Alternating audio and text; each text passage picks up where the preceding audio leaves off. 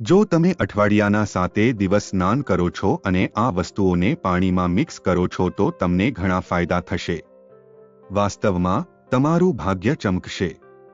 આ બધી વસ્તુઓ તમારા ઘરમાં જ ઉપલબ્ધ છે.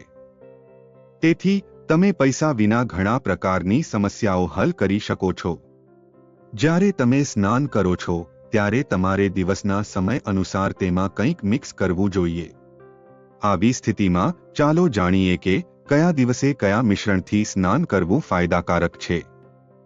સોમવારે ગંગાજળ અથવા તુલસીના પાન મિક્સ કરીને સ્નાન કરવું જોઈએ. મંગળવારના દિવસે પાણીમાં હળદર અથવા ચંદન પાવડર મિક્સ કરીને સ્નાન કરવું જોઈએ. આ દિવસે તેની સાથે સ્નાન કરવાથી કીર્તિ અને સન્માન મળે છે. કહેવાય છે કે બુધવારે પાણીમાં દૂધ મિક્સ કરીને સ્નાન કરો તો તીર્થયાત્રાનું પુણ્ય મળે છે. રસોડામાં એવી ઘણી વસ્તુઓ રાખવામાં આવે છે જે ખૂબ જ ઉપયોગી છે. તમને જણાવી દઈએ કે ગુરુવારે પાણીમાં લોટ અથવા દાળ મિક્સ કરીને સ્નાન કરવું જોઈએ. તેનાથી ભગવાન વિષ્ણુની કૃપા પ્રાપ્ત થાય છે. જ્યોતિષ અનુસાર જો તમે શુક્રવારે પાણીમાં ગુલાબજળ અથવા કપૂર મિક્સ કરીને સ્નાન કરશો તો તમારી આર્થિક તંગી દૂર થઈ જશે. શનિદેવને સરસવનું તેલ ખૂબ જ પ્રિય છે. આ દિવસે તમે સરસવનું તેલ અથવા તલનું તેલ ઉમેરીને સ્નાન કરી શકો છો.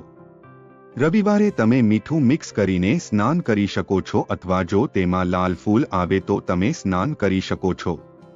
આવી સ્થિતિમાં તમે વિચારતા હશો કે સ્નાન કર્યા પછી મીઠું ઉમેરીને પૂજા કેવી રીતે કરવી.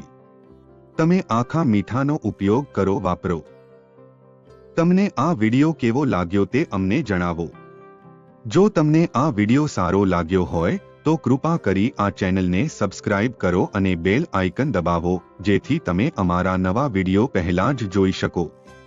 તમારા સહયોગ માટે આપનો હાર્દિક આભાર અને આગળ નવા વિડિયો જોવા માટે અમારી સાથે જોડાયેલા રહો. વિડિયો અંત સુધી જોવા બદલ આપનો ખૂબ ખૂબ આભાર.